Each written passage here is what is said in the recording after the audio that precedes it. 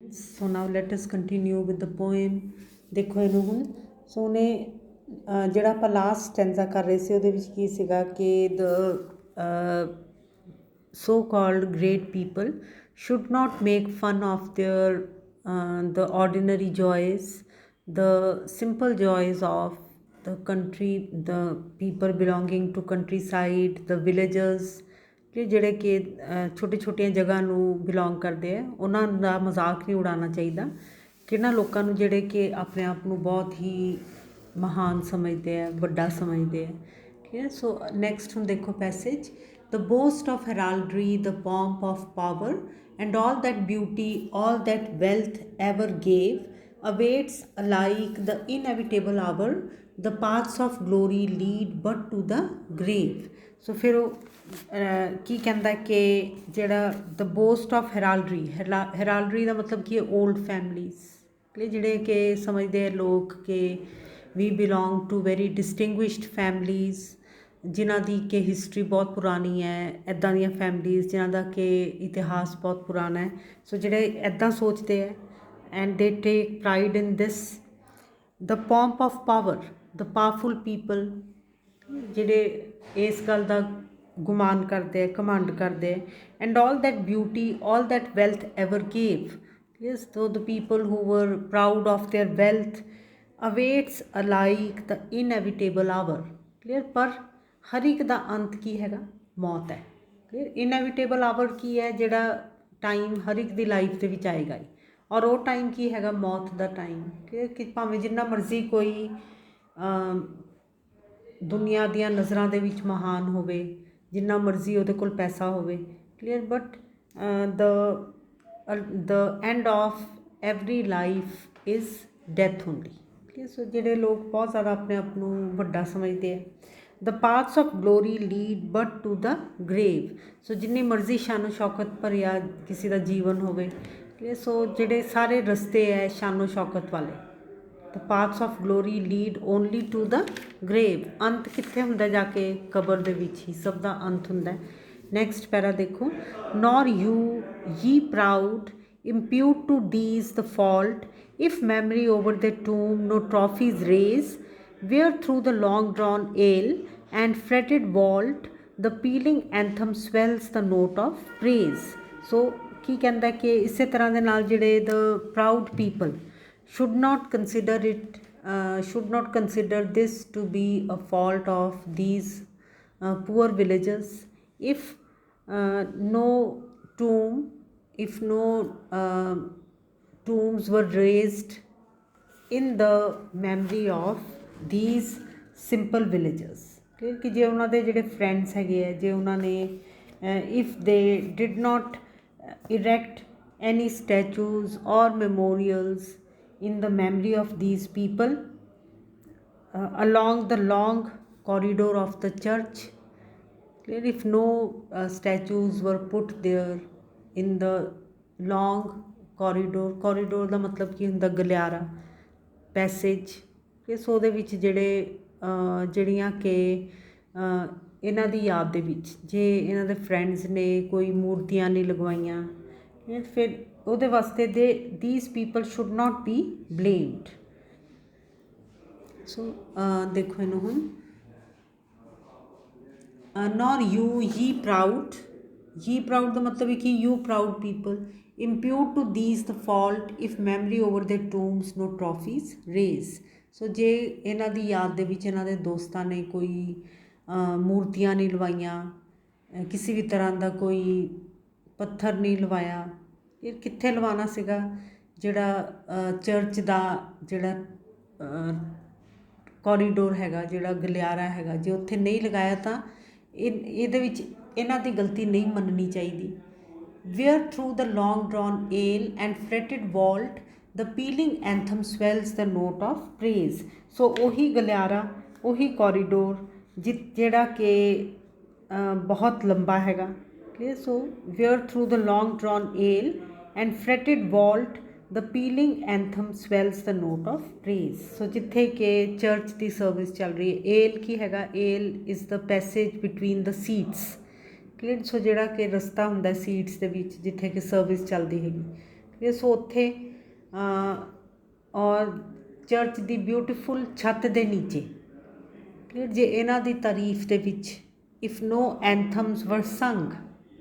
Clear ਜਿੱਥੇ ਕਿ ਆਮ ਤੌਰ 'ਤੇ ਕਿਹਨਾਂ ਦੇ ਗੁਣਗਾਨ ਕੀਤੇ ਜਾਂਦੇ ਆ the anthems praising the achievements of the high and mighty clear so ਉਹਨਾਂ ਦੀ ਯਾਦ ਦੇ ਵਿੱਚ ਜਿਹੜੇ ਕਿ ਬਹੁਤ ਹੀ ਤਾਕਤਵਰ ਲੋਕ ਹੈ ਉਹਨਾਂ ਦੀ ਯਾਦ ਦੇ ਵਿੱਚ ਤਾਂ ਇੱਥੇ ਗੁਣਗਾਨ ਕੀਤਾ ਜਾਂਦਾ ਹੈ ਐਂਥਮਸ ਗਾਏ ਜਾਂਦੇ ਹੈ ਕਲੀਅਰ ਪਰ ਜੇ ਇਹਨਾਂ ਪੇਂਡੂਆਂ ਦੀ ਯਾਦ ਦੇ ਵਿੱਚ ਕੋਈ ਇੱਦਾਂ ਦੇ ਗੀਤ ਨਹੀਂ ਗਾਏ ਗਏ ਜਾਂ ਕੋਈ ਮੂਰਤੀਆਂ ਨਹੀਂ ਲਗਾਈਆਂ ਗਈਆਂ ਕੋਈ ਯਾਦਗਾਰੀ ਚਿੰਨ੍ਹ ਨਹੀਂ ਲਗਾਏ ਗਏ ਫਿਰ ਇਹਨਾਂ ਨੂੰ these people should not be blamed.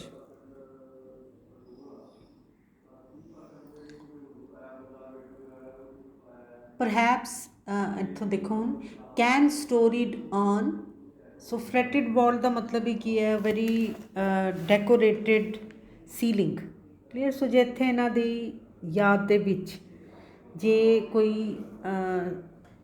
ਕੋਈ ਗੀਤ ਚਰਚ ਦੀ ਛੱਤ ਦੇ ਨੀਚੇ ਨਹੀਂ ਗਾਏ ਗਏ then these people should not be blamed. Next para ਦੇਖੋ can storied on or animated bust back to its mansion called the fleeting breath? Can honor's voice provoke the silent dust or flattery soothe the dull cold ear of death? ਸੋ ਫਿਰ ਉਹ ਕੀ ਕਹਿੰਦਾ ਕਿ ਜਦੋਂ ਕੋਈ ਵਿਅਕਤੀ ਮਰ ਹੀ ਗਿਆ ਕਲੀਅਰ ਸੋ ਤੁਸੀਂ ਭਾਵੇਂ ਉਹਦੀ ਯਾਦ ਦੇ ਵਿੱਚ ਜੋ ਮਰਜ਼ੀ ਕਰੀ ਜਾਓ clear but the fact remains that person is dead and he will never come back to life ਦੇਖੋ ਇਹਨੂੰ ਹੁਣ can storied urn so urn ਕੀ ਹੁੰਦਾ urn is a copper vessel ਇੱਕ ਤਾਂਬੇ ਦਾ ਬਰਤਨ ਜਿਹਦੇ ਵਿੱਚ ਕਿ ਫੋਰਨ ਕੰਟਰੀਜ਼ ਦੇ ਵਿੱਚ ਜਿਹਦੇ ਵਿੱਚ ਕਿ ਅਸਥ ਸੰਭਾਲੇ ਜਾਂਦੇ ਹੈਗੇ ਕਲੀਅਰ ਸੋ ਕੀ ਕਹਿੰਦਾ ਕਿ ਔਰ ਇਹਨਾਂ ਅਰਨਸ ਨੂੰ ਬਾਹਰੋਂ ਬਹੁਤ ਸਜਾਇਆ ਜਾਂਦਾ ਹੈ ਅਤੇ sometimes the story of the life of the dead person is engraved on that urn. So can storied urn or animated bust. Animated bust ਦਾ ਮਤਲਬ ਕੀ ਹੈ ਬਸਟ ਦਾ ਮਤਲਬ ਕੀ ਹੈ ਜਿਹੜੀ ਕਿ ਮੂਰਤੀ ਹੈ ਕਿਸੇ ਦੀ ਵੀ ਜਿਹੜੀ ਕਿ only the upper portion of the body is made that is a bust ਇਹ ਸਿਰਫ the face and the shoulders and the chest are there that is a bust. So animated bust ਕੀ ਹੈ very life like bust clear so ਕਿਸੇ ਜਿਸ ਤਰ੍ਹਾਂ ਬਹੁਤ ਜ਼ਿਆਦਾ ਜ਼ੋਰ ਲਗਾ ਕੇ ਬਹੁਤ ਪੈਸੇ ਲਗਾ ਕੇ ਕਿਸੇ ਦੀ ਬਸਟ ਬਣਾਈ ਗਈ ਜਿਹੜੀ ਕਿ ਮੂਰਤੀ ਕਿੱਦਾਂ ਦੀ ਹੈਗੀ ਜਿਹੜੀ ਕਿ ਇੱਦਾਂ ਲੱਗਦਾ ਕਿ ਉਹੀ ਵਿਅਕਤੀ ਹੈਗਾ ਬਿਲਕੁਲ it is so full of life it is so well made so ਕੀ ਕਹਿੰਦਾ ਕਿ ਬਟ ਨੌਲੇਜ ਸੌਰੀ ਇੱਥੋਂ ਦੇਖੋ can storied urn or animated bust so ਜਦੋਂ ਕੋਈ ਵਿਅਕਤੀ ਖਤਮ ਹੀ ਹੋ ਗਿਆ ਤਾਂ ਤੁਸੀਂ ਭਾਵੇਂ ਉਹਦੀ ਜਿਹੜੇ ਅਸਥ ਹੈਗੇ ਉਹਨਾਂ ਨੂੰ ਭਾਵੇਂ ਤੁਸੀਂ ਬਹੁਤ ਸੋਹਣੇ ਅਰਨ ਵਿੱਚ ਸੰਭਾਲੋ ਔਰ ਉਹ ਵਾਲੇ ਅਰਨ ਵਿੱਚ ਜਿਹਦੇ ਉੱਪਰ ਕਿ ਸਟੋਰੀਜ਼ ਇਨਗ੍ਰੇਵ ਹੋਈਆਂ ਜਾਂ ਉਹਨਾਂ ਦਾ ਇੱਕ ਇੱਦਾਂ ਦੀ ਮੂਰਤੀ ਬਣਾਈ ਜਾਏ ਜਿਹੜੀ ਕਿ ਬਹੁਤ ਜ਼ਿਆਦਾ ਲਾਈਫ ਲਾਈਕ ਹੋਵੇ ਐਨੀਮੇਟਿਡ ਹੋਵੇ ਜਿਹੜੀ ਇੱਦਾਂ ਲੱਗੇ ਕਿ ਹੁਣੀ ਬੋਲ ਪਏਗਾ ਪਰ all these things are useless because they can not bring back the breath of that person that has left the body okay so ਜਿਹੜਾ ਸਾਹ ਚਲੇ ਗਏ ਉਹ ਮੁੜ ਕੇ ਨਹੀਂ ਆ ਸਕਦੇ ਭਾਵੇਂ ਜੋ ਮਰਜ਼ੀ ਤੁਸੀਂ ਉਹਨਾਂ ਦੀ ਯਾਦ ਦੇ ਵਿੱਚ ਕਰੀ ਚੱਲੋ can honor's voice provoke the silent dust or flattery soothe the dull cold ear of death ਸੋ ਇਸੇ ਤਰ੍ਹਾਂ ਦੇ ਨਾਲ honor's voice ਦਾ ਮਤਲਬ ਕੀ ਹੈ ਦ ਟ੍ਰਿਬਿਊਟਸ ਪੇਡ ਟੂ ਦੈਟ ਪਰਸਨ ਜਿਹੜਾ ਉਹਨੂੰ ਸ਼ਰਧਾਂਜਲੀਆਂ ਦਿੱਤੀਆਂ ਗਈਆਂ ਭਾਵੇਂ ਜਿੰਨੀਆਂ ਮਰਜ਼ੀ ਤੁਸੀਂ ਦੇ ਦਿਓ ਕਲੀਅਰ ਪਰ ਜਿਹੜਾ ਵਿਅਕਤੀ ਹੈ ਉਹ ਦੁਬਾਰਾ ਤੋਂ ਜੀਵਿਤ ਨਹੀਂ ਹੋ ਸਕਦਾ ਸੋ ਦੇਖੋ can honor's voice provoke the silent dust so that man has become dust clear ਸੋ ਉਹ ਦੁਬਾਰਾ ਕਦੀ ਵੀ ਉੱਠ ਨਹੀਂ ਸਕਦਾ ਭਾਵੇਂ ਉਹਨੂੰ ਕਿੰਨੀਆਂ ਵੀ ਸ਼ਰਧਾਂਜਲੀਆਂ ਕਿਉਂ ਨਾ ਦਿੱਤੀਆਂ ਜਾਣ or flattery soothe the dull cold ear of death or ਬੇਸ਼ੱਕ ਤੁਸੀਂ ਉਹਨਾਂ ਦੀ ਕਿੰਨੀ ਵੀ ਤਾਰੀਫ ਕਿਉਂ ਨਾ ਕਰ ਲਓ ਉਹਨਾਂ ਨੂੰ ਕਿੰਨਾ ਵੀ ਫਲੈਟਰ ਕਿਉਂ ਨਾ ਕਰ ਲਓ ਪਰ their ears will never be soothed those ears that have been made cold with death ਸੋ ਜਿਹੜੇ ਮੌਤ ਕਰਕੇ ਉਹਨਾਂ ਦੇ ਸਰੀਰ ਠੰਡੇ ਪੈ ਚੁੱਕੇ ਹੈ। ਸੋ ਉਹਨਾਂ ਦੇ ਕੰਨਾਂ ਦੇ ਵਿੱਚ ਭਾਵੇਂ ਤੁਸੀਂ ਜਿੰਨੀ ਮਰਜ਼ੀ ਉਹਨਾਂ ਦੀ ਤਾਰੀਫ ਕਰ ਲਓ, ਉਹਨਾਂ ਨੂੰ ਜਿੰਨਾ ਮਰਜ਼ੀ ਫਲੈਟਰ ਕਰ ਲਓ, ਚਾਪਲੂਸੀ ਕਰ ਲਓ, ਪਰ ਜਿਹੜੇ ਉਹਨਾਂ ਦੀ ਜਿਹੜੀ